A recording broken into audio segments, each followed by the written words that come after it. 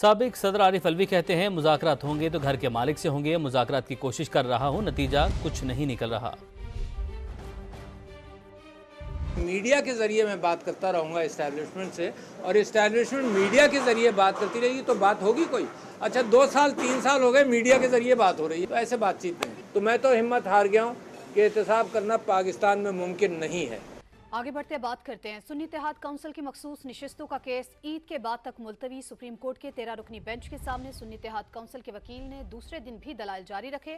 دوران سماعت بار بار بلے کے انتخابی نشان کے حوالے سے فیصلے کا حوالہ دیا گیا۔ جسٹس منیب اختر نے کہا کہ قانونی غلطیوں کی پوری سیریز کا آغاز یہاں سے ہوا۔ چیف جسٹس بولے، کیا ہم نے کہا تھا کہ انٹرا پارٹی الیکشن نہ کراؤ؟ جسٹس اطہر من اللہ نے کہہ دیا، سچ کڑوا ہوتا ہے، پی ٹی آئی کو لیول پلینگ فیلڈ نہیں مل رہی تھی۔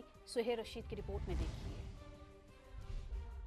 سنی اتحاد کونسل کو نہ ملنے والی مخصوص نشستوں کا مستقبل کیا ہوگا؟ اہم سوال پر سپریم کورٹ میں دوسرے روز بھی گرما گرم سماعت ہوئی۔ بلے کے انتخابی نشان کا بار بار تذکرہ ہونے پر چیف جسٹس پاکستان نے کہہ دیا، جمہوریت کی بات کرنی ہے تو پوری کریں۔ پی ٹی آئی نے اپنے لوگوں کو جمہوری حقوق سے محروم رکھا تھا۔ کیا ہم نے کہا تھا P T I intra party election نہ کرائے؟ الیکشن سے فائدہ پی ٹی آئی ممبران کو ہی ہوتا، وہ پارٹی عہدوں کے لیے مقابلہ کر لیتے۔ پی ٹی آئی امیدواروں نے آزاد حیثیت میں بلے کا نشان اپلائی کیوں نہیں کیا؟ کیا ہمارے فیصلے میں کہا گیا تھا کہ بلے کا نشان اب کسی امیدوار کو نہیں مل سکتا؟ سنی اتحاد کونسل کے وکیل نے اعتراف کیا کہ فیصلے میں ایسا کچھ نہیں تھا۔ جسٹس منیب اختر نے ریمارکس دیے، اگر بیلٹ پیپرز پر ہر امیدوار پی ٹی آئی کا ہوتا تو یہ سپریم کورٹ فیصلے کی خلاف ورزی ہوتی۔ انتخابی نشان کیس کے فیصلے سے غلطیوں کی پوری سیریز کا آغاز ہوا تھا۔